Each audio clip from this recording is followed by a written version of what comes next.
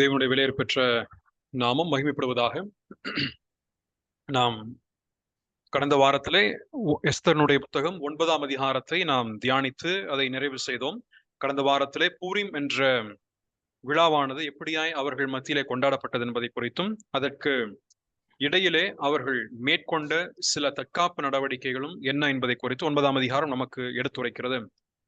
இஸ்ரவேல் ஜனங்கள் தங்களுக்கு எதிராக புறப்பட்டு வந்திருக்கக்கூடிய 76,000 மக்களை அவர்கள் அந்த நாட்களிலே கொன்றார்கள். 1 அல்லது 2 நாட்களுக்குள்ளாய் அவர்கள் கொன்று விட்டார்கள்.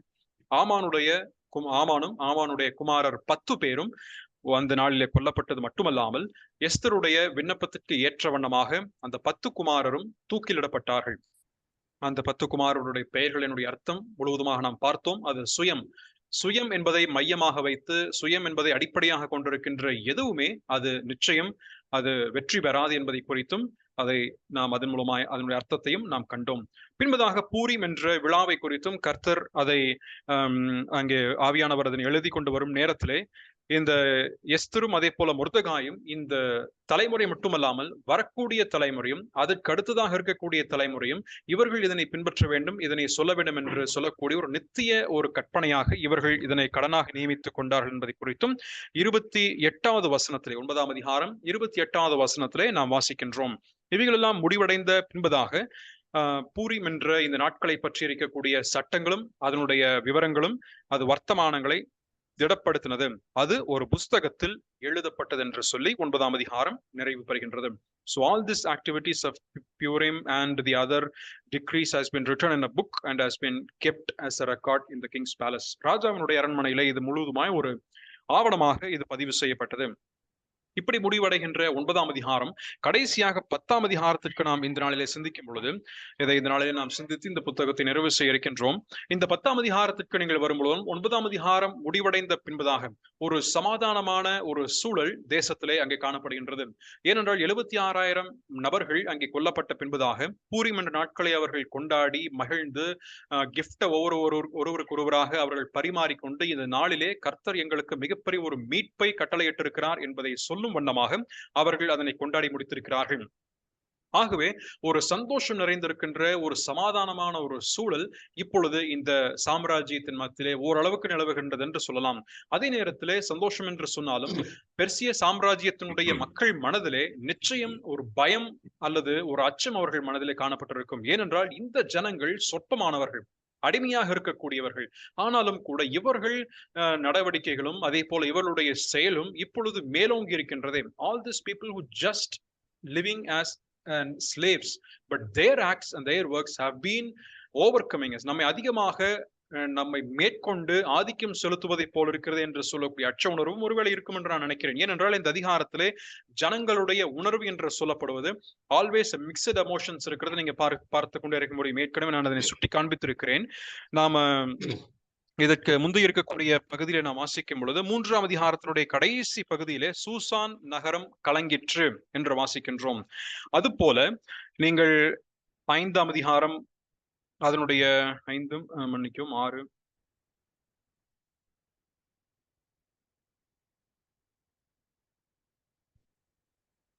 நினைக்கிறேன் 6ஆம் அதிகாரமும் 7ஆம் அதிகாரத்தில் மறுபடியும் ஒருமுறையாக சூசான் நகரத்தை குறிப்பிட்டு சொல்லப்படும் பொழுது இதே வார்த்தை சூசான் நகரம் கலங்கிற்று, சூசான் நகரம் பயத்திற்குள்ளானது என்று சொல்லக்கூடிய வார்த்தையும் அங்கே வருகின்றதை நாம் வாசிக்க முடியும். ஆகவே 8ஆம் அதிகாரத்தினுடைய கடைசியில வாசிக்கும் பொழுது அது மகிழ்ச்சியும் களிப்பும் விருந்துண்டு கொண்டாடும் நல்ல நாளுமாய் இருந்தது. யூதருக்கு பயப்படுகிற பயம் தேசத்து ஜனங்களை பிடித்ததினால் அவர்களில் அநேகர் யூத மார்க்கத்திலே அமைந்தார்கள் என்று சொல்லப்படுகிறது. அப்படியானால் ஜனங்களுடைய மத்தியிலே ஒரு மிக்சடான ஒரு எமோஷன்ஸ், ஒரு பயமும் இருக்கின்றது, அதே நேரத்திலே ஒரு சந்தோஷம் இருக்கின்றது, சமாதானம் இருக்கிறது. இப்படிப்பட்ட ஒரு சூழலில் தான் இந்த 10ஆம் அதிகாரத்தினுடைய கடைசி 3 வசனங்களை ஒரு இணைப்பாக, ஒரு கன்க்ளூடிங் வேர்ட்ஸாக, கன்க்ளூடிங் வார்த்தைகளாக, முடிவுரை வார்த்தைகளாக இந்த புத்தகத்தை எழுதியிருக்கக்கூடிய ஆசிரியர் நமக்கு முன்வைக்கிறார். அது மட்டுமல்லாமல் இந்த அதிகாரத்தை நாம் வாசிக்கும் பொழுது ஒரு இயல்பான ஒரு வாழ்க்கை இந்த பெர்சிய சாம்ராஜ்யத்தில் திரும்பி வந்ததை போல் நாம் வாசிக்க முடியும். ஏனென்றால் இதற்கு முன்பதாக அநேக அதிகாரங்கள் 2ஆம் அதிகாரம் துவங்கி நீங்கள் வாசிக்கும் பொழுது ஒரு இருள் சூழ்ந்த ஒரு காலம் காணப்படுகிறது. ஒரு dark clouds has been hovering over this Persian empire. ஒரு இருள் சூழ்ந்த ஒரு கார் மேகமானது பெர்சிய சாம்ராஜ்யத்தின் மேலே ஒரு சூழப்பட்டிருந்த ஒரு நாட்களாக இவைகள் காணப்பட்டது. அநேக வருஷங்கள் இப்படியாய் உருண்டோடின பின்பதாக இந்த இருள் மேகங்கள் இப்பொழுது கலைந்து போய்விட்டது. இப்பொழுது அவர்களுக்கு ஒரு பிரகாசமும் ஒரு மனமகிழ்ச்சியும் ஒரு சந்தோஷம் நிறைந்திருக்கின்ற ஒரு நாட்களாக இந்த 10ஆம் அதிகாரத்திலே நாம் வாசிக்கும் பொழுது துவங்குகின்றது நாம் காண முடியும். ஆகவே இந்த 10ஆம் அதிகாரத்திலே வரக்கூடிய சிந்தனைகளை நான் வாசித்து பார்க்கும் பொழுது பிரதானமாக இந்த 3 வசனங்களிலே ஒரு விஷயம் அகாசுவேருவை பற்றி சொல்லப்பட்டிருந்தாலும் பெரும்பான்மையாக இது மொர்தெகாய் என்ற நபரை பற்றி இருக்கின்ற மேன்மையான விஷயங்களை சொல்லக்கூடியதாக நாம் கற்றுக்கொள்ள முடிகின்றது. On one part we can read that it is telling about King Ahasuerus and what he has performed in his life, but at the same time what Mordecai has also done is also written here. ஆகவே என்னுடைய விஷயமானது பெரும்பான்மை அகாசுவேருவை பற்றி அல்ல, மாறாக மொர்தெகாயை குறித்து தான் இந்த நாளில் நான் சிந்திக்க வேண்டும் என்று விரும்புகிறேன். ஆகவே இந்த அதிகாரத்திற்கென்று அடியேன் கொடுக்க வேண்டும் என்று விரும்பக்கூடிய தலைப்பு என்னவென்றால் ராக்ஸ் டு ரூலர். ஒரு அழுக்கான கந்தை நிறைந்திருக்கக்கூடிய ஒரு சூழலிலே வாழ்ந்த மனிதன் இப்பொழுது ராஜ்யத்திலே மிகப்பெரிய ஒரு நபராக ஒரு அரசாளக்கூடிய ஒரு பொறுப்பில் வகிக்கின்றான் என்பதுதான் இந்த அர்த்தமாக இருக்கிறது. ஒரு சாதாரண மனிதன் தான், அற்பமாக எண்ணப்பட்ட மனிதன் தான், ஒரு அழுக்கான கந்தை வஸ்திரம் தரித்து கொண்டு ஒரு புழுதியை தன்மேல் போட்டுக்கொண்டு வாசலில் அமர்ந்திருந்த மனிதன் இப்பொழுது 9ஆம் அதிகாரத்தில் நீங்க வாசிச்சினால், அதுவும் 8ஆம் அதிகாரத்திலும் தொடர்ச்சியாக வாசிக்கும் பொழுது வாசலில் இருந்தவன் அதற்கு முன்பு ராஜா முன்பதாக கொண்டு வரப்படுகிறார். ராஜா முன்பு கொண்டு வரப்பட்டவன் அரண்மனைக்கு உள்ளாக வருகின்றார். பின்பதாக நீங்கள் அதே 8ஆம் அதிகாரத்திலே கடைசியிலிருந்து நீங்கள் வாசிக்கும் பொழுது ராஜா அப்பொழுது மொர்தெகாய் என்ன செய்கிறான், அவனுடைய வஸ்திரம் மாற்றப்படுகிறது, இளநீல நூலும் அதே போல வெள்ளையுமான ராஜ வஸ்திரமும் பெரிய பொன்முடியும் பட்டும் இரத்தாம்பரமும் அணிந்தவனாய் அவன் வருகிறான். 15வது வசனம், 8ஆம் அதிகாரம் 15வது வசனம். அப்பொழுது இந்த மொர்தெகாயை பற்றி சொல்லப்படுகின்ற விஷயங்கள் எல்லாம் நம்ம ஒரு சேர வாசித்து கற்றுக்கொள்ளும் பொழுது ஒரு அழுக்கான கந்தை நிலைமையில் இருக்கக்கூடிய ஒரு மனிதன் ஒரு சில காலங்கள் அவன் அமைதலோடு கூட கர்த்தர் தனக்கென்று எதை சொல்லியிருக்கிறாரோ, கர்த்தருடைய வார்த்தைக்கென்று கீழ்ப்பட்டு கர்த்தர் தனக்கென்று எந்த பொறுப்பை நிறைவேற்ற வேண்டும் என்று ஒப்புக் கொடுத்திருக்கிறாரோ அதற்கேதுவாய் தன் மக்களுக்காக நிற்கின்ற பொழுது அவன் ஒரு சாதாரணமான நீசருக்கு முன்பதாக நில்லாமல் அவன் அரசாலும் ராஜாக்களுக்கு முன்பதாக நிற்பான் என்பதை சாலமோன் ஞானி சொல்லியிருப்பதை போல அதே வார்த்தை இங்கே மொர்தெகாயுடைய வாழ்க்கையிலும் நிறைவேறி இருக்கின்றதை நம்மால் அறிந்து கொள்ள முடிகின்றது. ஆகவே இந்த முதல் மூன்று வசனத்தை நாம் வாசிப்போம். Let us read the first three verses and then let us go in detail. முதல் 3 வசனங்களை 10ஆம் அதிகாரம் 3 வசனங்களை நாம் வாசிப்போம்.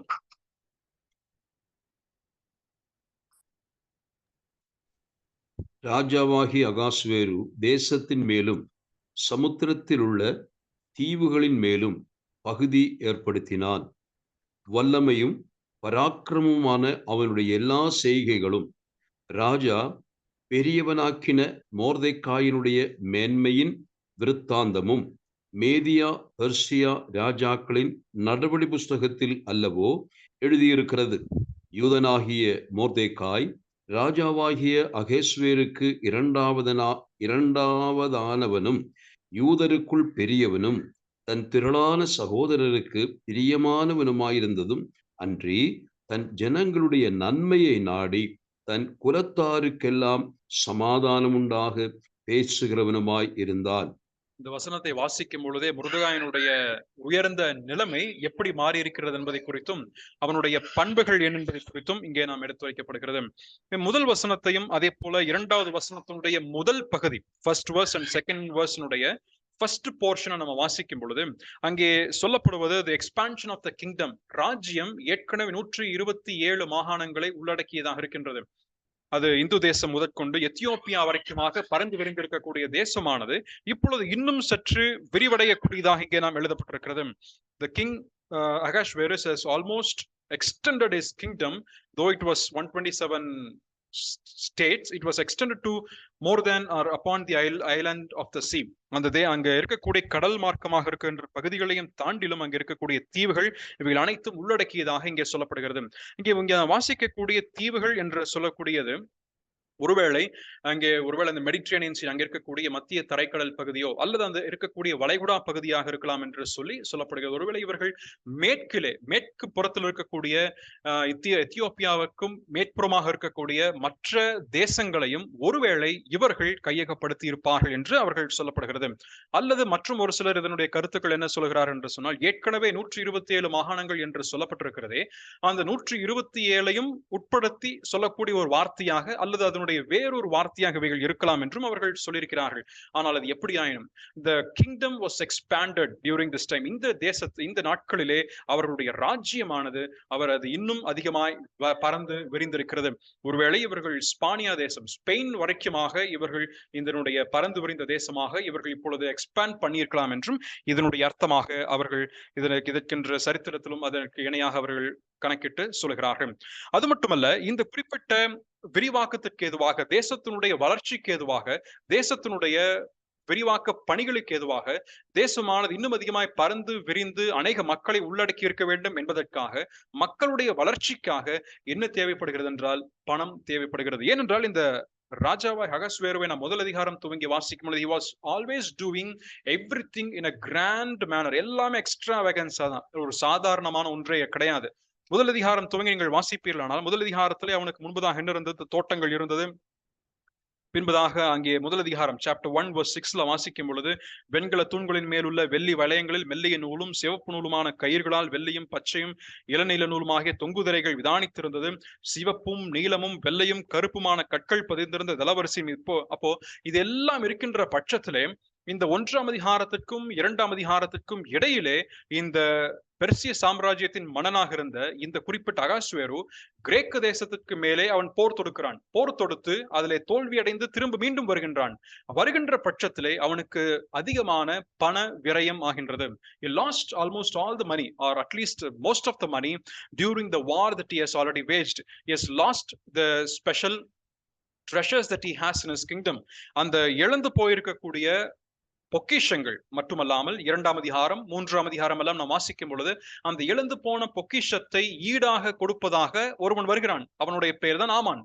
நான் என்ன சொல்லுகிறான், அவன் என்ன சொல்லுகிறான் அந்த பகுதியிலே 3ஆம் அதிகாரத்தை வாசிக்கும் பொழுது, உங்களுக்கு ஏற்கனவே நேரடியாக சொல்லல, he did not tell anything outspokenly, வெளிப்படையாக இந்த தேசத்திலே பணம் குறைந்து போய்விட்டது, இதற்கு நான் பணம் கொண்டு வந்து தருகிறேன் என்று சொல்லவில்லை. மாறாக அதற்கு ஒரு திட்டம் வகுத்து, யூதர்களை கொலை செய்வதாக அதற்கு ஒரு திட்டம் வகுத்து விட்டு அதற்கு இதுவாக திரட்சியான பணத்தையும் கொண்டு வந்து சேர்த்து ராஜாவின் கஜானாவிலே சேர்ப்பேன் என்று சொல்லி 3ஆம் அதிகாரத்திலே அவனுக்கு சொல்லக்கூடிய ஒரு சிந்தனை. 3ஆம் அதிகாரம் 9வது வசனத்தில் நாம் வாசிக்கின்றோம். அப்பொழுது நான் ராஜாவின் கஜானாவிலே கொண்டு வந்து செலுத்த 10,000 தாலந்து வெள்ளியை எண்ணி காரியக்காரர் கையில் நான் ஒப்புக் கொடுப்பேன். I will give this 10,000 talents of silver into the hands of those who are in charge of the business என்று சொல்லுகிறார். அப்படியானால் அதிகமான பண விரயமானது ஏற்கனவே அவர்கள் இழந்து விட்டார்கள். They have lost almost all the money. இப்பொழுது பணம் இழந்து போயிருக்கின்ற அந்த சூழலிலே இவர்கள் இப்பொழுது செய்ய வேண்டியது என்ன? அவர்கள் எதனை செய்ய வேண்டும் என்றால் அதனைத்தான் இப்பொழுது இந்த ஞானம் பெற்றிருக்கக்கூடிய மொர்தெகாய் செயல்படுத்தக்கூடிய முதல் விஷயமாக நாம் வாசிக்கின்றோம். என்ன செய்கிறார்?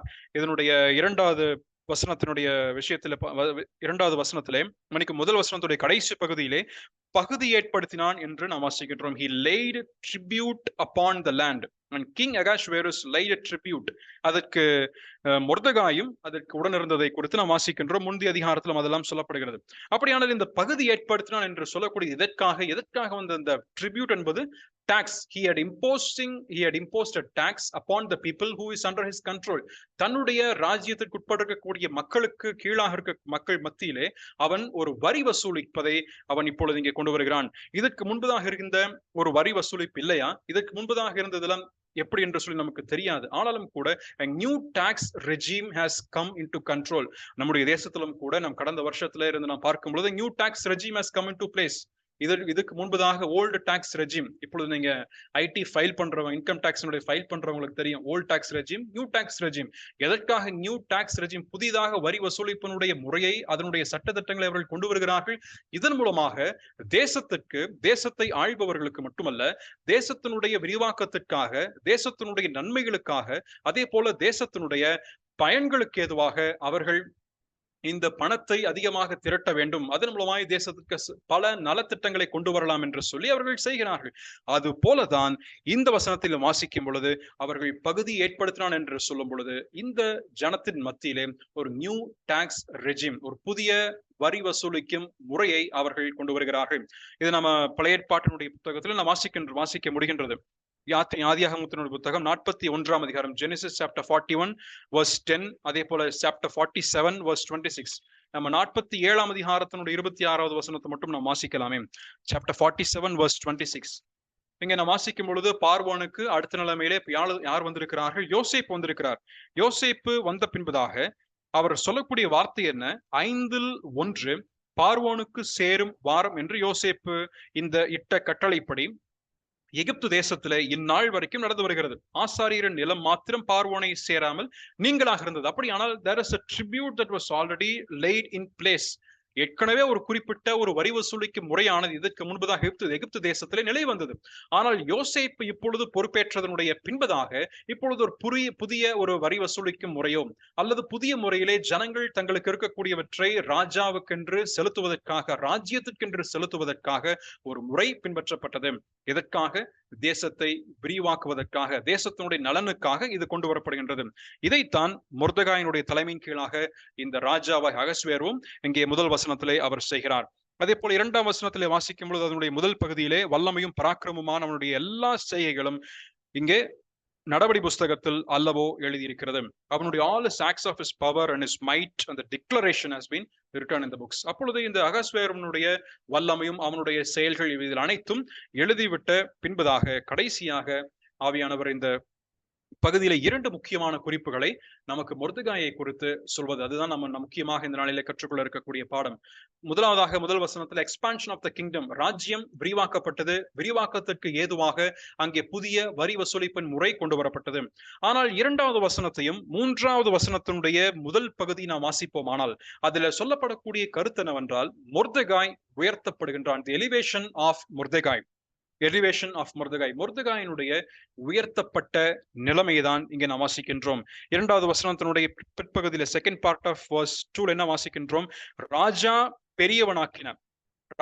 பெரியவனாக்கின மொர்தெகாயினுடைய மேன்மையின் விற்த்தாந்தமும் மேதியா பெர்ஷியா ராஜாக்களின் நடவடி புஸ்தகத்தில் அல்லவோ எழுதியிருக்கிறது.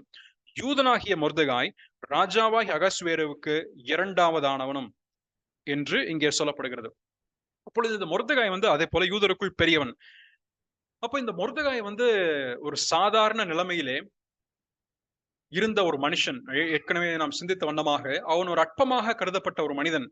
இவனை கொன்று போட வேண்டும், இவனை பார்ப்பதற்கே எனக்கு அருவருப்பாக இருக்கிறது என்று சொல்லி ஒரு மனிதன் திட்டமிட்டு அவன் செயல்பட்டு அதற்கேதுவாக திட்டங்களை வகுத்து சதி திட்டங்களை எல்லாம் தீட்டி கொல்ல வேண்டும் என்று விரும்பி இருந்தான். ஆனால் அந்த மனிதனை யார் இப்பொழுது உயர்த்துகிறார்கள்? Who is lifting it up? Is it a man? ஒரு மனிதன் இவனை உயர்த்துகிறானா? தெளிவாக 2வது வசனத்தில் வாசிக்கும் பொழுது ராஜா பெரியவனாக்குகின்றான். The declaration of the greatness of Mordecai, whereunto the king advanced him or made him great. Who is advancing Mordecai at this particular time? யார் உயர்த்துகிறார்கள்? யார் இவனை மேன்மையுள்ளவனாக மாற்றுகிறார்கள்? யார் இவனை சாதாரண ஒரு இடத்திலிருந்து, அவனை புழுதியிலிருந்து உயர்த்தி உன்னதமான ஒரு இடத்திற்கு அமரச் செய்கிறார்கள்? இங்கே ராஜா அமரச் செய்கிறார். இதற்கு முன்பதாக நீங்க வாசிக்கும் பொழுது ராணியாக எஸ்தர் இந்த ராஜாவின் இடத்திலே மொர்தெகாயை குறித்து பேசினார்கள். ஆனால் அப்பொழுதெல்லாம் இங்கே சொல்லப்படாது இருக்கக்கூடிய ஒரு வார்த்தை இங்க ராஜா பெரியவனாக்குகின்றான். அப்பொழுது அதனுடைய கன்க்ளூஷனாக சொல்லப்படுகின்ற விஷயம் என்ன? The king had to make a person great in a kingdom. ஒரு ராஜ்யத்திலே ஒரு மனுஷன் உயர்த்தப்பட வேண்டுமானால் ராஜா உயர்த்த வேண்டும். 3ஆம் அதிகாரத்திலே ஆமான் யாராலே உயர்த்தப்பட்டான்? தான் எப்படியாவது குறுக்கு வழியிலே அவன் வர வேண்டும் என்று வைத்தான். அதை ராஜா அறியாமலே அவன் உயர்த்தினான். ஆனால் இவ்விடத்திலே சரியான விதத்திலே அதற்கென்று பொறுமையாக காத்திருந்த இந்த மொர்தெகாயுடைய வாழ்க்கையிலே யார் பெரியவனாக மாற்றுகிறார் என்று நினைத்தால் அது ராஜா பெரியவனாக மாற்றுகிறார். பிரியமான நம்முடைய வாழ்க்கையிலே அநேக நேரத்திலே நமக்கு ஒரு குறிப்பிட்ட கேள்வி என்னவென்றால், நாம் எத்தனையோ முறை கர்த்தருக்கு நாம் நிற்கிறோமே, கர்த்தருக்காக செயல்படுகின்றோம், கர்த்தருடைய வார்த்தையை நாம் அறிந்திருக்கின்றோம், கர்த்தருடைய வார்த்தையை நாம் சொல்கின்றோம், கர்த்தருடைய வார்த்தைக்கு ஏதுவாய் நாம் நிற்கிறோம். ஆனாலும் ஏன் நம்முடைய வாழ்க்கையிலே ஒரு அட்வான்ஸ்மெண்ட், ஒரு முன்னிலைமை நமக்கு வரவில்லை? ஏன் இன்னும் நாம் உயர்த்தப்படாத ஒரு தாழ்த்தப்பட்ட ஒரு நிலைமையிலே ஜனங்கள் இன்னும் நம்மை பார்க்கும் பொழுது ஒரு அற்பமான ஒரு நிலைமையில நம்மை பார்க்கிறார்கள்? இன்னும் நம்மை இன்னும் அழுக்கான கந்தை வஸ்திரம் தரித்த ஒரு மனிதனுங்க, அவன் ஒரு சாதாரண மனிதனுங்க, அவனுக்கு என்ன தெரியும் என்று சொல்லக்கூடிய நிலைமையிலே ஜனங்கள் ஏன் நம்மை இன்னும் புண்படுத்தி பார்க்கிறார்கள் என்று சொன்னால் அதற்கு ஏதுவான உயர்த்தப்படுவதற்கு ஒரு காலம் உண்டு. அது மட்டுமல்ல, இங்கே சொல்லப்படும் பொழுது ராஜா பெரியவனாக்கினார். அப்படியானால் ஒருவேளை நாம் இப்படி சிந்தித்து பார்க்கலாம், ஒருவேளை ராஜா உயர்த்தாவிட்டால், மற்ற நபர் உயர்த்தி இருந்தால், நாம் 2ஆம் அதிகாரத்திலே ஒரு பெரிய ஒரு நன்மையை செய்கிறான். 2ஆம் அதிகாரத்தினுடைய கடைசியில வாசிக்கும் பொழுது, மொர்தெகாய்க்கு தெரிய வந்ததுனாலே 2ஆம் அதிகாரம் 22வது வசனத்திலே அது மொர்தெகாய்க்கு தெரிய வந்தது. அவன் ராஜாத்தியாக எஸ்தருக்கு அறிவித்தான். ஆனால் எந்த விதமான நன்மையும் எந்த ரிவார்டும் கொடுக்கப்படவில்லை. There was not even a single reward that was given to Mordecai in chapter 2. Not even in chapter 4 and chapter 5. 3, 4, 5 அந்த அதிகாரங்கள் எதுலையுமே அவனுக்கு கொடுக்கப்படல. many years have passed by. அநேக வருஷங்கள் உருண்டோடி விட்டது. ஆனால் 6ஆம் அதிகாரம் வரும் பொழுதுதான் அவனுக்கு ஒரு பிரதிபலனுடைய ஒரு foretaste அங்க 6th சாப்டர்ல கொடுக்கப்படுகிறது. பிரதிபலனுடைய ஒரு முன்பதாக இருக்கக்கூடிய பிரதிபலனுக்கு முன் இருக்கக்கூடிய ஒரு சின்ன ஒரு சுவை, ஒரு ருசி அவனுக்கு காண்பிக்கப்படுகிறது. அதுவும் 7, 8ஆம் அதிகாரம் கடந்த பின்பதாக 9ஆம் அதிகாரம் வரும் பொழுது அவன் ராஜாவிற்கு முன்பதாக உயர்த்தப்படுகிறான். அப்ப எவ்வளவு வருஷங்கள் உருண்டோடி விட்டது. how many years have passed by. ஒருவேளை 5ஆம் அதிகாரத்துல 6ஆம் அதிகாரத்திலே எஸ்தர் இந்த உண்மையை அவர்கள் ராஜாவுக்கு முன்பதாக சொல்லி இவர் உயர்த்தப்பட வேண்டும், கொண்டு வரப்பட வேண்டும் என்று சொல்லி இருந்தால் எந்த பொசிஷன் அவங்க வகித்திருப்பார்? பெரியவனாயிருப்பார், சரிதான். ராஜாவினுடைய வாசலிலே உட்கார்ந்திருக்கின்ற மொர்தெகாய் ராஜ்யத்திற்குள்ளாக அரண்மனைக்குள்ளாக வந்திருக்கலாம். ஆனால் ஒரு சாதாரண ஒரு வேலைக்காரனாகவோ, ஒரு சாதாரண ஒரு நபராகவோ, அல்லது இருக்கக்கூடிய ஒரு சிறிய ஒரு பொறுப்பை வகிக்கக்கூடிய ஒரு நபராக மாறியிருக்கலாம். ஆனால் அதற்கேற்ற ஒரு காலத்திற்கேற்றவனமாய் அமைந்திருக்கும் பொழுது, அமைதலாக அமர்ந்திருக்கும் பொழுது, he was risen up to a position where he is the second in the kingdom. அந்த ராஜ்யத்திலேயே 2வதானவனாக அவன் உயர்த்தப்படக்கூடிய அந்த நிலைமையை இங்கே நாம் வாசிக்கின்றோம். இந்த பகுதியை நான் வாசிக்கும் பொழுது நிச்சயமாக நமக்கு ராஜ்யத்திலே 2வதானவனும் என்று சொல்லப்படும் பொழுது நிச்சயமாக நமக்கு வேறொரு நபர் நமக்கு ஞாபகம் வருவார். யார் அது? Who is the other person who was also lifted up to the second position of the kingdom? அது நிச்சயம் அது நமக்கு தெரியும். யோசேப்பினுடைய வாழ்க்கை குறித்து ஆதியாகமம் 37ஆம் அதிகாரம், அதே போல 39 முதல் 41 வரைக்குமாக நீங்கள் வாசிக்கும் பொழுது யோசேப்பு அடிமையாக விற்கப்பட்டான். அதே போல சகோதரர் அவனை வெறுத்து ஒதுக்கிவிட்டு அதன் பின்பதாக அவன் எகிப்துக்கு விற்கப்படுகிறான். போத்திபாருடைய வீட்டிலே அவனுக்கு தீமை விளைவிக்கப்படுகின்றது. மறுபடியும் அவன் அங்கே இருந்து சிறைச்சாலை போகிறார். சிறைச்சாலையிலிருந்து அந்த சொப்பனத்திற்கு அர்த்தம் சொல்கிறார். 2 ஆண்டு காலம் முடிவடைந்து விட்டது. 2 years have passed by. There was no one to remember about this person. இந்த யோசேப்பை குறித்து நினைவு கூறுவதற்கு யாருமே இல்லை.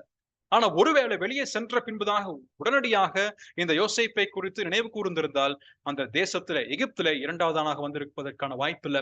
ஒருவேளை மந்திரியாகவோ. ஏன்னா அந்த நாட்களிலே சொப்பனத்திற்கு அர்த்தம் சொல்வதற்கு அநேகர் இருந்தார்கள். சொப்பனத்திற்கு அர்த்தம் சொல்வதற்கு அநேகர் இருந்தபடினாலே அவர்களில் ஒருவனாக, ஞானிகளில் ஒருவனாக அவனை வைத்திருப்பாரே ஒழிய இவன் இந்த குறிப்பிட்ட 2வதானவனாக உயர்த்தப்படுவதற்கு மிகப்பெரிய ஒரு கடினம் ஏற்பட்டிருந்திருக்கும். ஆனால் அந்த 2 வருஷ காலம் பொறுமையாக இருந்ததுனாலே, மொர்தெகாய் தன்னுடைய வாழ்க்கையிலே மிகவும் பொறுமையோடு அமைதலாக இருந்த நாட்களிலே கர்த்தர் அதன் மூலமாய் செயல்படுகிறது. There was a divine intervention in the life of every human life. ஒவ்வொரு மனுஷனுடைய வாழ்க்கையிலும் ஒரு தெய்வீகமான ஒரு இடைபடுதல், ஒரு ஈடுபாடு நிச்சயம் காணப்பட வேண்டும். தேவன் நம்முடைய வாழ்க்கையில ஈடுபடாமல், தேவனுடைய இன்டர்வென்ஷன் நம்முடைய வாழ்க்கையில இல்லாமற் போகும் என்று சொன்னால், நாம் ஒருவேளை அந்த நாளுக்கு ஏதுவாக காலையில பொங்கி இருக்கக்கூடிய ஒரு மலரை போல திடீரென்று நாம் இருக்கலாம்.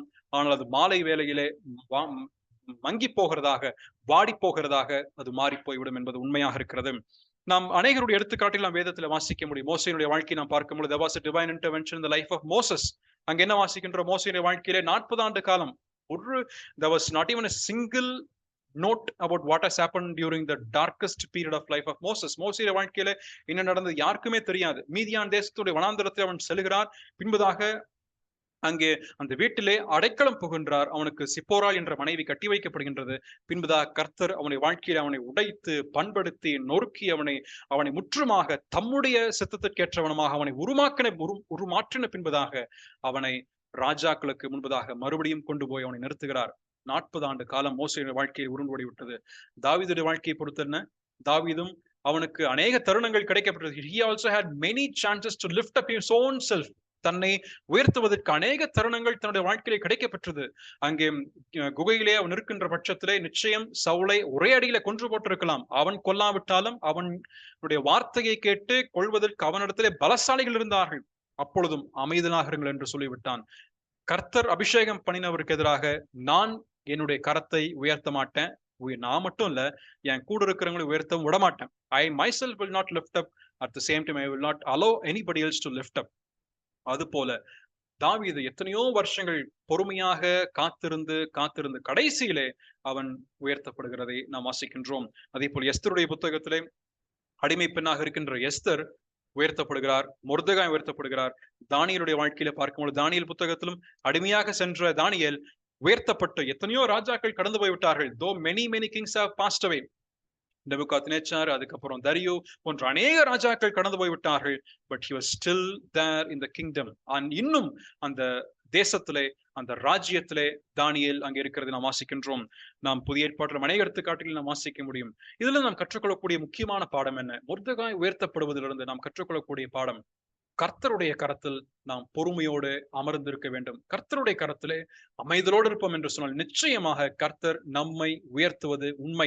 அதற்கு ஏதுவாக ஒருவேளை அழுக்கான கந்தை வஸ்திரத்தில் அமர்ந்திருக்க வேண்டும், நிச்சயம். we need to be sitting in the sackcloth. we have to put up ashes on our own selves. நம்ம மேல புழுதியை போட்டுக்கொண்டு அந்த அழுக்கான கந்தை வஸ்திரங்களை தரிப்பிக்க வேண்டியதாக இருக்கலாம். மனுஷராலே புறக்கணிக்கப்பட வேண்டிய சூழல் ஏற்படலாம்.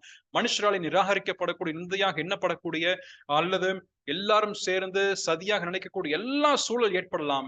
ஆனாலும் நாம் பொறுமையோடு அமர்ந்திருந்தால் நிச்சயம் கர்த்தரால் மொர்தெகாயை போல உயர்த்தப்படுவதற்கான வாய்ப்புகள் நமக்கும் உண்டு என்பதை இதனுடைய 2வது வசனத்திலும் 3வது வசனத்தினுடைய முதல் பகுதியிலுமாக நாம் கற்று முடிக்கிறோம். 3வது பகுதியாக இதெல்லாம் உயர்த்தப்பட்டான். சரி, அப்படியானால் ஒரு மனுஷன் பொறுமையோடு அமர்ந்திருந்து பொறுமையோடு அமைதலாக இருந்தால் மட்டும் போதுமானதா? Is it only enough that he keeps himself quiet so that the God can work on his life? கர்த்தர் தாமே தன்னுடைய வாழ்க்கையிலே செயல்படுவதற்கு ஒரு மனுஷன் அமைதலாக இருந்தால் மட்டும் போதுமானதா? அவன் உயர்த்தப்படுவதற்கென்று வேறு காரணங்கள் அவசியம் இல்லையா? ஏனென்றால் கர்த்தர் ஒரு மனுஷனை உயர்த்த வேண்டுமானால் அதற்கும் ஒரு காரணம் வேண்டும். Lord will not do anything and everything without a reason. He also needs a reason. அப்படியானால் மொர்தெகாயுடைய வாழ்க்கையிலே கர்த்தர் மிகப்பெரிய பண்பாக பார்த்த விஷயம் என்ன? What is the biggest character that the Lord himself had seen in the life of Mordecai? அதைத்தான் 3வது வசனத்தினுடைய 2ஆம் பகுதியிலிருந்தும் கடைசி வரைக்குமாக நாம் வாசிக்கின்றோம். There are 3 important qualities that was elicited by the spirit of the Lord. தேவாவியானவர் தாமே இந்த மொர்தெகாயினுடைய 3 முக்கியமான குணாதிசயங்களை அவர் சொல்லி வைத்திருக்கிறார். அது என்னது? நாம் வாசிக்கும் பொழுது, யூதருக்குள் பெரியவன், தன் திரளான சகோதரருக்கு பிரியமானவனும், யூதருக்குள்ளே பெரியவனும் தன் திரளான சகோதரருக்கு பிரியமானவனாய் இருந்ததும் அன்றி, தன் ஜனங்களுடைய நன்மையை நாடி தன் குலத்தாருக்கெல்லாம் சமாதானம் உண்டாக பேசுகிறவனுமாய் இருந்தான். அப்பொழுது இவனுடைய குணாதிசயம் என்னவாக இருந்தது? இது ஒருவேளை நம்ம நினைக்கிறோம், இது வந்து it is a post script. அதாவது வேதம் ஏற்கனவே இந்த புத்தகம் முடிவடைந்து விட்டது. முடிவடைஞ்ச பின்பதாக அவனுடைய மொர்தெகாயுடைய சரித்திரத்துடைய கடைசியில் எழுதப்படுகின்ற வார்த்தையாக ஒருவேளை நம்ம நினைக்கலாம். ஆனா இதுக்கு முன்பதாகவே மொர்தெகாயுடைய வாழ்க்கையில் இதே குணாதிசயங்கள் இருந்ததையும் நான் சுட்டிக்காட்ட வேண்டும் என்று விரும்புகிறேன். ஆகவே இந்த 3வது பகுதியை நாம் சிந்திக்கும் பொழுது, it was the elicitation of Mordecai's leadership. மொர்தெகாயினுடைய தலைமைத்துவத்தை குறித்து விரிவாக்கமாக சொல்லக்கூடிய ஒரு பகுதிதான் இந்த 3வது வசனம் என்று நான் காண்கிறேன். ஆகவே இதுல வரக்கூடிய 3 முக்கியமான பண்புகளை நாம் பார்க்க இருக்கின்றோம். முதலாவதாக, he sought the welfare of his people. Seeking the welfare of his people. நான் ஃபர்ஸ்ட் காரணத்தை சொல்லிவிட்டு பின்பதாக உயர்த்தப்பட்டதை நான் சொல்கிறேன். அவன் தன் ஜனத்திற்கு என்ன செய்கிறான்? தன் ஜனத்தாருடைய நன்மையை நாடக்கூடிய ஒரு மனுஷனாக இந்த மொர்தெகாய் இருந்தான். அப்போ நம்ம நினைக்கலாம், அப்போ உயர்த்தப்பட வேண்டுமானால் தன் ஜனத்திற்கு நன்மையை நாட வேண்டுமா? அல்லது அவன் உயர்த்தப்பட்ட பின்பதாக இவன் இந்த மொர்தெகாய் இந்த நன்மை நாடினானா? When did he sought the welfare of his own people? உயர்த்தப்பட்ட பின்பா அல்லது உயர்த்தப்படுவதற்கு முன்பதாகவா? நம்ம அநேக நேரத்தில் நினைக்கிறது என்னவென்றால், பிரதர் எங்களுக்கு பொறுப்பு இல்ல, பொறுப்பு கொடுங்க, நாங்க அப்புறம் செய்யறோம். இல்லைன்னா we need the responsibility, we need the position so that we can execute something. But what God expects from the scripture is that you just do the responsibilities, God will give you the position. நீங்க பொறுப்புகளை ஆற்றுங்கள், சரியான விதத்திலே அதற்கு ஏதுவாக இருக்கக்கூடிய பண்புகளை வெளிப்படுத்தி காண்பிக்கும் பொழுது கர்த்தர் அந்த நேரத்திலே வாய்ப்புகள் வரும் பொழுது ஒரு பொசிஷனை அது கொடுப்பார், அதற்கு ஏதுவான ஸ்தானத்தை கொடுப்பார். ஆகவே இந்த மொர்தெகாயுடைய வாழ்க்கையில எங்கெல்லாம் அவர் அங்கே காண்பிக்கிறார், எங்கெல்லாம் தன்னுடைய வாழ்க்கையிலே அவர் காண்பிக்கிறார் என்று சொன்னால், இதற்கு முன்பதாக எஸ்தருடைய புத்தகம் 2ஆம் அதிகாரத்திலே நாம் வாசிக்கும் பொழுது, ராஜாவுக்கு அவர் ராஜாவுடைய ஜீவியத்தை காப்பாற்றுகிறார். ஏன் ராஜாவுடைய வாழ்க்கையை அவர் காப்பாற்ற வேண்டும்? ராஜா தன்னுக்கு எதிரானவர் தான். ராஜா தன்னுடைய எஜமானனாக தான் அடிமையாக இருக்கக்கூடிய நாட்கள் தான். அப்படியானால் ஏன் அதனை காப்பாற்ற வேண்டும்?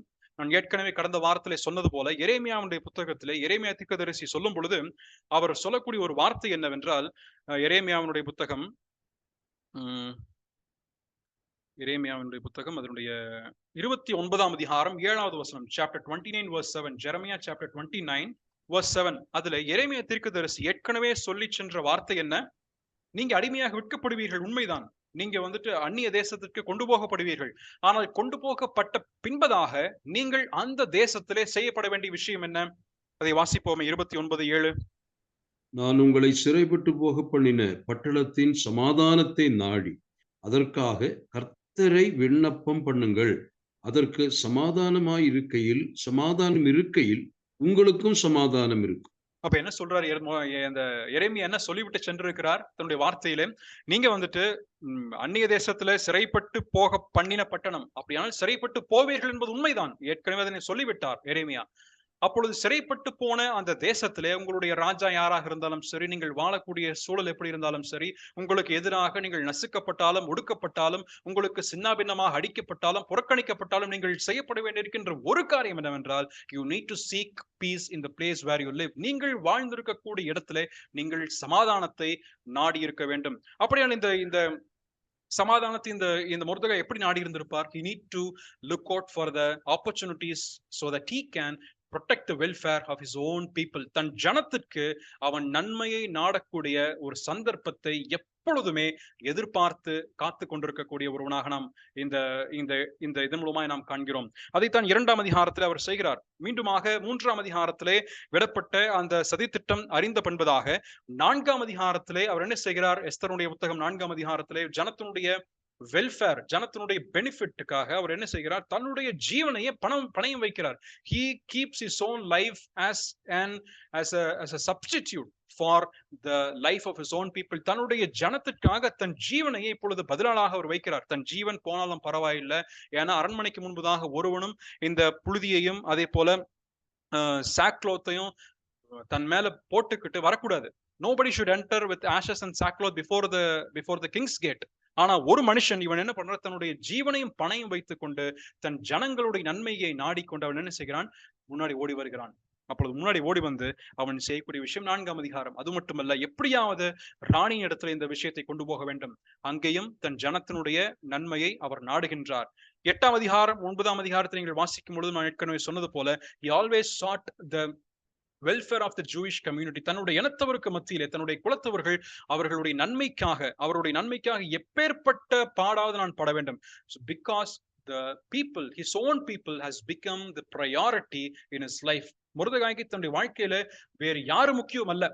தன்னுடைய வாழ்க்கையில வேறு எந்த ஜனமோ அல்லது வேறு எந்த மக்களோ, வேறு எந்த இருக்கக்கூடிய இனமோ, தன்னுடைய வீடோ, தன்னுடைய குலமோ, வேறு எது முக்கியம்? மாறாக அவனுடைய முக்கியத்துவம் எல்லாமே, அவனுடைய முன்னுரிமை அனைத்துமே கொடுக்கப்பட வேண்டியது அவனுடைய சொந்த கம்யூனிட்டி, அவனுடைய சொந்த யூத குலமாக இருக்கிறது. அதைத்தான் இங்க சொல்லப்படும் பொழுது, யூதருக்குள் பெரியவனும் பின்பு சகோதரருக்கு தன் ஜனங்களுடைய நன்மையை நாடி. அப்போ இங்க நாடுவது என்று சொல்லக்கூடிய வார்த்தையின் மூலமாக நாம் கற்றுக்கொள்வது என்னவென்றால், he sought every chance so that it will bring out the welfare to his people. எந்த சந்தர்ப்பம் கிடைக்கப்பெற்றாலும் சரி, அதனை அவருக்கு எந்த விதமான சுயநலமான ஒரு எண்ணமும் இன்றி, எந்த விதமான தனக்கு நன்மை கிடைக்கப்பெறும், தான் பதவி உயர்வு அடைவோம், அல்லது தான் மேன்மை பெறுவோம், தான் முன்னுரிமை பெறப்போகின்றோம், அல்லது தனக்கு ஒரு முன்னிலைமை கிடைக்கப்பெறும் என்பதை எல்லாம் ஒரு மனசுல வைக்காமல், தன்னுடைய ஜனம் காப்பாற்றப்பட வேண்டும், தன்னுடைய ஜனத்தினுடைய நன்மைக்கு இது முக்கியமாக இருக்கும். It is just for the welfare of his own people. அதை முன்னிலைமையாக அவர் வைத்து செயல்படுகிறார். அதனாலதான் இங்க மிக முக்கியமாக அவருடைய வாழ்க்கை சொல்லப்படுகிறது. This quality is one of the most important quality for a leader. எந்த ஒரு தலைவனாக இருந்தாலும் சரி, இந்த குறிப்பிட்ட குணாதிசயம் மிக மிக முக்கியமாக கருதப்படுகிறது. நான் ஒரு சில வசனங்களை உங்களுக்கு நான் வாசிக்கும் பொழுது நிச்சயமாக அதனுடைய அர்த்தம் நமக்கு புரிய வரும். யாத்ராகமம் 32ஆம் அதிகாரம் 11 முதல் 14 வரைக்கும், எக்ஸோடஸ் சாப்டர் 32 verse 11 to 14. யாத்ராகமம் 32ஆம் அதிகாரம் 11 முதல் 14 வரைக்குமாக வாசிக்கும் பொழுது மோசேயினுடைய வாழ்க்கையில் நடைபெற்ற ஒரு சம்பவம். மோசே தன் தேவனாகிய கர்த்தரை நோக்கி, கர்த்தாவே, தேவரீர் மகாபலத்தினாலும் வல்லமையுள்ள கையினாலும் எகிப்து தேசத்திலிருந்து புறப்பட பண்ணின உம்முடைய ஜனங்களுக்கு விரோதமாக உம்முடைய கோபம் பற்றி எறிவதென்ன? மலைகளில் அவர்களை கொன்று போடவும் பூமியின் மேல் இராதபடிக்கு அவர்களை நிர்மூலமாக்கவும் அவர்களுக்கு தீங்கு செய்யும் பொருட்டே அவர்களை புறப்பட பண்ணினார் என்று எகிப்தியர் சொல்லுவானேன் என்று சொல்லிவிட்டு அவர்கள் மேல் பரிதாபம் கொள்ளும் உமது தாசனாகிய ஆபிரகாம் எல்லாம் நீங்க நினைச்சு பாரும். 14வது வசனத்தில், அப்பொழுது கர்த்தர் தமது ஜனங்களுக்கு செய்ய நினைத்த தீங்கை செய்யாதபடிக்கு பரிதாபம் கொண்டார். அப்போ மோசேக்கு ஒரு ஆப்ஷன் கொடுக்கப்பட்டது. God has kept the option before மோசே. மோசே, நான் அந்த ஜனங்க எல்லாத்தையும் அழிச்சிடறேன், உன்னை தப்பிக்க விடுறேன். அப்போ மோசே என்ன நினைச்சிருக்கலாம்? நல்ல வேலை, நமக்கும் பிரச்சனை இல்லை, நம்முடைய வாழ்க்கைக்கும் சேஃப்டி இருக்கிறது, அதே போல் நமக்கும் தலைவலி கிடையாது. இந்த ஜனங்கள், ஆண்டவரை நீங்க என்ன செய்யுங்க, உங்களுடைய சித்தத்துக்கு எதுவா ஆண்டவரே நான் ஒப்பு கொடுக்கிறேன் என்று சொல்வதற்கு பதிலாக he sought the welfare of his people. தன்னுடைய ஜனத்துக்கு, ஆண்டவரே நீங்க இப்படி செஞ்சீங்கன்னா உங்களுடைய நாமம் என்ன ஆகும்? நீர் தெரிந்து கொண்டிருக்கக்கூடிய ஜனத்தில் மேல் நீர் இப்படி செய்யும் பொழுது எகிப்தியர் என்ன சொல்லுவாங்க? நம்முடைய கோபத்தின் உக்கிரத்தை விட்டு நீர் திரும்பவே ஆண்டவரே என்று சொல்லி அவன் பரிதபித்து ஜனத்தினுடைய நலனுக்காக அவன் பரிந்து பேசுகிறான். நெகேமியாவின் புத்தகம் 2ஆம் அதிகாரம் 10வது வசனத்துல வாசிக்கும் பொழுது, interceded for them for Israelites despite of their sin and the ruins that the land was in. அங்க இருக்கக்கூடிய தேசமானது இடிபாடுகளுக்குள் கிடைக்கின்றது.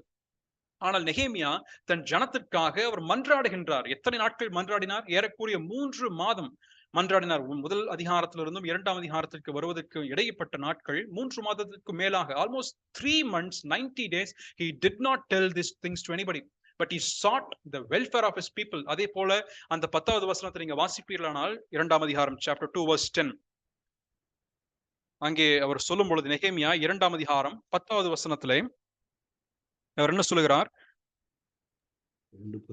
விசனமாயிருந்தது, நாங்கள் 3 நாள் தங்கியிருந்தோம். 12வது வசனத்தில், நான் ஒருவருக்கும் அறிவிக்கவில்லை, ஏறி போன மிருகமே இல்லாமல் வேறொரு மிருகம் என்னிடத்தில் இருந்ததில்லை.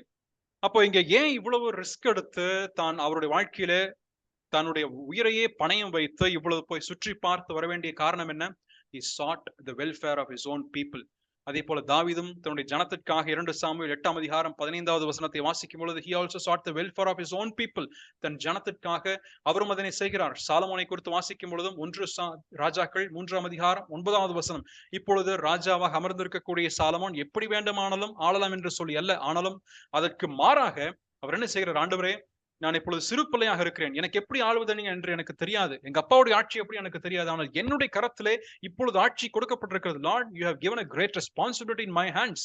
Please give me the wisdom to lead my people. எதுக்கு கேட்கணும்? எதற்காக ஞானத்தை கேட்க வேண்டும்? அரசனாட்சியை என்ன வேண்டுமானாலும் செய்யலாமே, ஏனென்றால் இவனுடைய மகனே வரும் பொழுது தவறாகத்தான் செய்கிறார். ஆனால் ஞானியாக இருக்கக்கூடிய சாலமோன் ஏன் ஞானத்தை கேட்க வேண்டும்? தன்னுடைய ஜனம் தன்னிடத்திலே வந்து காரியங்களை விசாரித்து இதற்கு பதில் சொல்லுவேன் என்று கேட்கும் பொழுது, ஏங்கி தவித்து கிடக்கக்கூடிய ஜனங்களுக்கு பதில் கிடைக்கப்பட வேண்டும் என்று சொல்லும் பொழுது, ஆண்டவரே எனக்கு அந்த பதில் சொல்வதற்கு ஏதுவான ஞானம் வேணும், எனக்கு நான் அறிவற்றவன், ஆண்டவரே நான் அறிவில் குறைந்தவனாக இருக்கிறேன், ஆனால் நீர் என்னை தெரிந்து கொண்டு இந்த குறிப்பிட்ட ஸ்தானத்திலே உயர்த்தி வைத்திருக்கிறீர். ஆனால் ஸ்தானம் என்பது it is just a position, but executing or disposal of that responsibility is much more important என்பதை அவர் அந்த இடத்துல குறிப்பிடுகிறார். பொறுப்புகள் நிறைவேற்றுவதுதான் முக்கியமே தவிர அதில் இருக்கக்கூடிய ஸ்தானமோ அதில் இருக்கக்கூடிய பதவியோ முக்கியம் அல்ல என்பதை சாலமோன் நமக்கு கற்றுத் தருகிறார். ஏனென்றால் ராஜாவான பின்பதாக ஞானத்தை கேட்க வேண்டிய அவசியம் இல்லை. ஜனங்கள் மேல் இருக்கக்கூடிய நன்மையினாலே ஜனங்கள் அவர்களுக்கு ஆலோசனை கொடுக்க வேண்டும் என்பதற்காக சாலமோன் அதனை செய்கிறார். நாம் பவுலுடைய வாழ்க்கையை குறித்து நாம் கற்றுக்கொள்ளும் பொழுதும் அதே விஷயம்தான். நாம் ரோமர் 9ஆம் அதிகாரம் பின்பதாக 2 கொரிந்தியர் 11ஆம் அதிகாரத்தில் வாசிக்கும் பொழுது 2 Corinthians chapter 11 16 to 33 சொல்லும் பொழுது அவர் என்ன அடிக்கிட்டே போறாரு. எனக்கு நான் அடிக்கப்பட்டேன், நான் கப்பட் சேதத்துல இருந்தேன், அதே போல நான் மிலார்கள் அடிக்கப்பட்டேன், பட்டினி இருந்தேன், பசி இருந்துச்சு, எனக்கு கல்லர் சகோதரர்கள் கருத்துல நான் அடக்கப்பட்டேன், இதெல்லாம் சொல்லிவிட்டு verse 33ல வாசிக்கும் பொழுது, out of all these things, இது எல்லாவற்றிற்கும் மேலாக எனக்கு இருக்கிறது என்னங்க?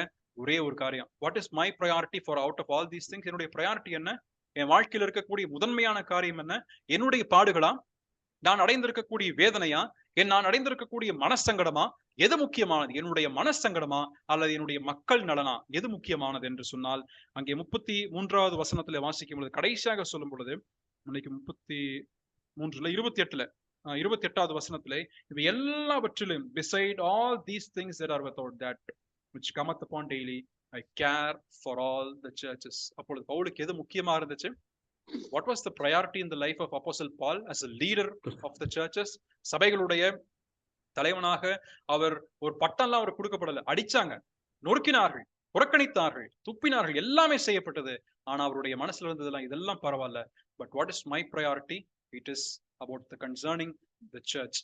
சபையினுடைய நலன், அங்க இருக்கக்கூடிய ஜனங்களுடைய நலன் தான் மிக முக்கியமாக இருந்தது. பிலிப்பியர்ல அப்போஸ்தலனாகிய பவுல் சொல்லும் பொழுது முதல் அதிகாரத்திலே அநேகரை குறித்து அவர் குறிப்பிடுகிறார். அதுல சொல்லப்படும் பொழுது நீங்க என்ன முதல் அதிகாரத்தினுடைய சாப்டர் 1 verse 15 to 18 3 வசனத்தை நீங்க வாசிக்கும் பொழுது சிலர் வந்து என்ன பண்றாங்க, சுவிசேஷத்தை சொல்றாங்க.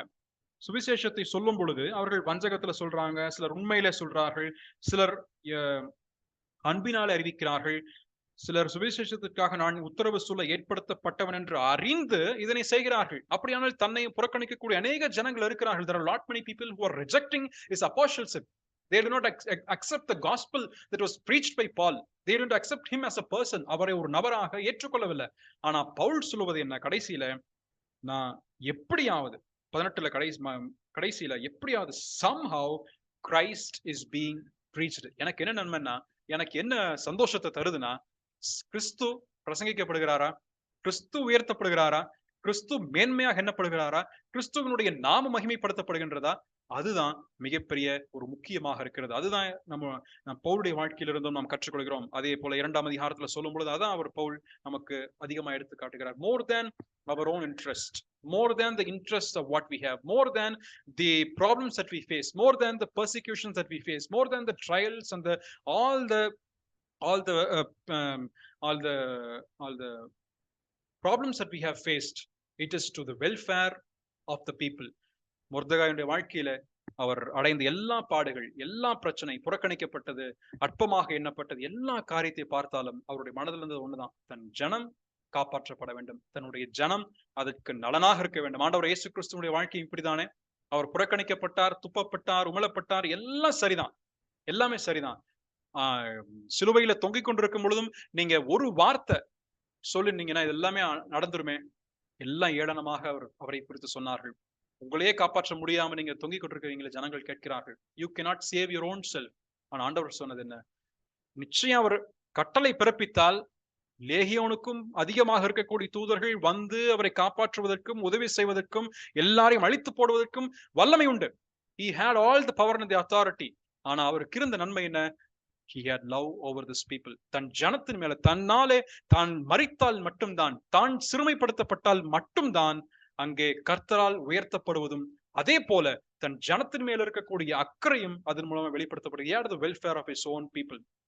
இதுதான் மிக மிக முக்கியமாக நாம் இதன் மூலமாய் கற்றுக்கொள்கிறோம். ஆகவே நம்முடைய இதில் நம்முடைய புதிய ஏற்பாட்டினுடைய சத்தியங்களாக நாம் கற்றுக்கொண்டது என்ன, what is the or how much welfare do we have for our own people? நம்மை பற்றி அல்ல. அநேக நேரத்தில் நாம் பேசும்பொழுது என்ன பத்தி என்ன நான் என்றுதான் சொல்லிக் கொள்கிறோம். ஆனால் நாம் அல்ல, கிறிஸ்து மகிமைப்படுகிறாரா? யோவான் ஸ்நானகனுடைய வாழ்க்கையை குறித்து நாம் சிந்திக்கும் பொழுது முதல் அதிகாரத்துல நான் அந்த ஒளி அல்ல, அவர் யோவானே நான் அந்த ஒளி, I am not the light, அந்த ஒளியை குறித்து சாட்சி கொடுக்க வந்தவனாக இருக்கிறேன் என்றுதான் யோவான் சொல்கிறார். நான் ஒளி அல்ல.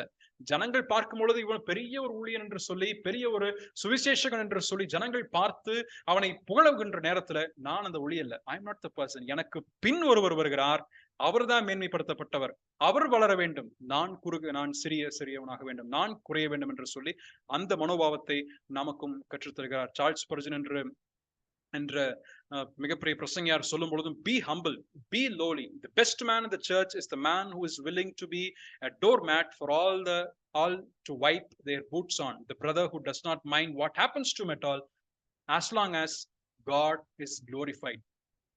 ஒரு சபையில் இருக்கக்கூடிய ஒரு மனிதன் அவன் ஒரு சிறுமைப்படுத்தப்பட்டவனாக, ஒரு தாழ்மைப்படுத்தப்பட்டவனாக, தாழ்மை உள்ளவனாக அவன் காணப்பட வேண்டும். எல்லா நபர்களும் தன்மேல் வந்து துடைத்து போடக்கூடிய ஒரு டோர்மேட்டாக அவன் இருக்கணும். as long as God is glorified. தேவனுடைய நாமம் மகிமைப்படும் வரைக்குமாக, தேவன் நாமம் மகிமைப்பட்டால் போதுமானது என்ற ஒரு எண்ணம் மட்டும் அவனுக்கு இருந்தால் போதுமானதாக இருக்கிறது. அதே குறிப்பிட்ட எண்ணம் தான் மொர்தெகாய்க்கு இருந்தது. என் அடிங்க நோக்குங்க, ஆனா தேவநாமம் மகிமைப்பட வேண்டும். இரண்டாவதாக இவனுடைய வாழ்க்கையில, மொர்தெகாயுடைய வாழ்க்கையில நாம் கற்றுக்கொள்ளக்கூடிய குணாதிசயம் என்னவென்றால், 10ஆம் அதிகாரத்தினுடைய 3வது வசனத்தின் கடைசி பகுதியிலே தன் குலத்தாருக்கெல்லாம் சமாதானம் உண்டாக பேசுகிறவனுமாயிருந்தான். தன் குலத்தாருக்கெல்லாம் he spoke peace to all his seed. To all his seed. யாருக்கெல்லாம் பேசினார்? ஒருத்தருக்கா? ஒரு குறிப்பிட்ட நபருக்கா? தன் குடும்பத்திற்கா? இல்ல, எல்லாருக்கும். டு ஆல், தன் குலத்தார் எல்லாருக்கும். He did not leave out any person. யாரையுமே விட்டு வைக்கவில்லை. He spoke peace to all men and women and children and to his descendants. தன்னுடைய தலைமுறைக்கு அவன் சமாதானத்தை பேசிட்டு இருந்தான். அப்படியே அவனுடைய பிரசங்கம் என்னவா இருந்திருக்கும்? அவனுடைய செய்தி, மொர்தெகாய்க்கு தன் வாழ்க்கையில செய்தி என்னவாக இருந்திருக்கும்? எதிர்த்து போராடுவதா, அல்லது கலகம் செய்வதா, அல்லது பட்டயத்தை உருவி எதிராக வரக்கூடியவர்களை வெட்டுவதா? அவனுடைய செய்தி என்ன? கடைசிக்கு அவனுடைய வாழ்க்கையில கர்த்தர் இங்க சொல்லுவது என்ன? தன் குலத்தாருக்கெல்லாம் சமாதானம் உண்டாக பேசினான். So he always looked up for chances to promote harmony, to promote unity and promote the well-being among his people. தன்னுடைய ஜனத்தின் மத்தியிலே, தன்னுடைய குலத்தார் மத்தியிலே எங்கெல்லாம் தனக்கு வாய்ப்புகள் கிடைக்கப்பெறும், எங்கெல்லாம் தனக்கு சந்தர்ப்பங்கள் கிடைக்கப்பெறுகிறதோ, எங்கெல்லாம் தனக்கு ஒரு தருணம் கிடைக்கப்பெறுகின்றதோ, எங்கெல்லாம் சான்ஸ் கிடைக்குது, எங்கெல்லாம் ஆப்ஷன் கிடைக்குது, அங்க எல்லாவற்றிலும், எல்லா இடத்திலும் ஹார்மனி, எல்லா இடத்திலும் ஒரு சமாதானம், எல்லா இடத்திலும் அங்கே ஒரு வெல்பீயிங், ஜனத்தினுடைய நலனை மட்டுமே ஒரு மையமாக வைத்த ஒரு பேச்சு இவருடைய வாழ்க்கையில இருந்தது, மொர்தெகாயோட வாழ்க்கையில. அப்ப மொர்தெகாயை நீங்க நம்ம ஒரு நாளையில நம்ம பார்க்கிறோம்னு வச்சுக்கோங்க. மொர்தெகாய் இருக்கக்கூடிய ஒரு அரண்மனையில நம்ம போய் அவரை பார்க்கிறோம். இல்லைன்னா மொர்தெகாய் தெருவில் நடந்து வருகிறார். என்ன சொல்லுவார் அவரு? சமாதானம், ஷாሎም, சமாதானம். இதுதான் அவருடைய பேச்சா இருந்திருக்கு. எல்லா இடத்திலும் ஒரு சமாதானத்தை அவர் பரப்புகின்ற ஒரு நபராக இருந்திருப்பார். அப்போஸ்டல் ஆஃப் லவ், அன்பினுடைய அப்போஸ்தலன் என்று சொல்லக்கூடிய யோவானை போல இவரும் தன்னுடைய வாழ்க்கையில நிச்சயமாக ஒரு சமாதானத்தை ஒரு பரப்பக்கூடிய நபராகத்தான் இருந்திருப்பார். ஏனென்றால் அந்த நாட்களிலே ஜனத்தின் மத்தியில் இந்த சம்பவம் முடிவடைந்த பின்பதாக ஜனத்துடைய மத்தியில ஒரு குறிப்பிட்ட ஒரு டென்ஷன் இருந்திருக்கும். The tension is that the people may have a doubt that whether we will be killed. நமக்கு கொல்லப்படுவோமா, நம்ம எப்படி பெர்ஷிய மக்களோட கூட சேர்ந்து இணங்கி நம்ம வாழ முடியுமா? பக்கத்து வீட்டுக்காரன் பெர்ஷியன், நம்ம யூதன். ஒரு யூதனும் பெர்சிய மக்களும் எதிரெதிர் இருக்கிறார்கள். வெளியில வரும்பொழுது அவனை கொல்வானா, கொன்று விடுவானா? அப்போ பெர்சிய மக்களுக்கு இருக்கக்கூடிய பயம் என்ன? இவன் என்னை கொன்று போடுவான் என்று சொல்லக்கூடிய எண்ணம் தான் இருந்திருக்கும். அப்போ அந்த இடத்தை, அந்த சந்தர்ப்பத்தை, ஒரு டென்ஷனான ஒரு சூழலை பார்க்கும் பொழுது மொர்தெகாய் என்ன செஞ்சிருப்பாரு? He spoke peace.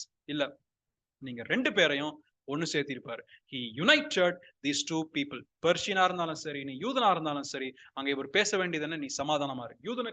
யூதனை பார்த்து அவர் என்ன சொல்லியிருப்பார்? நீ அமைதலாக இருக்க வேண்டிய காலம் அது. ஏனென்றால் கர்த்தர் நமக்கு மிகப்பெரிய ஒரு மீட்பை கொண்டு வந்திருக்கிறார். நாம் நிச்சயம் இந்த தேசத்தை விட்டு புறப்பட்டு நம்முடைய சொந்த தேசத்திற்கு நாம் செல்வோம். ஏற்கனவே எரேமியாவின் சொல்லப்பட்ட வார்த்தை நிச்சயம் நிறைவேறும். நீ சமாதானத்தை கை கொண்ட, you just be at piece. அந்த செய்தி தான் அவர் சொல்லிட்டு இருந்திருப்பாரு. நீ கலகம் பண்ணுவதற்கோ அல்லது முரட்டாட்டம் பண்ணுவதற்கோ இல்ல. He had sought every instance so that a peaceful coexistence between Jews and their non-Jewish neighbors. இதுதான் அவர் செஞ்சுட்டு இருந்திருப்பாரு. மத்தேயு சுவிசேஷம் 5ஆம் அதிகாரம் 9வது வசனத்தை வாசிக்கும் பொழுது சமாதானம் பண்ணுகிறவர்கள் பாக்கியவான்கள் என்று சொல்லப்படுகிறது. அது மட்டுமல்ல, நீதிமொழிகள் 12:20 வாசிப்போமே. Proverbs chapter 12 verse 20. நீதிமொழிகள் 12:20 வசனம். Proverbs chapter 12 and verse 20.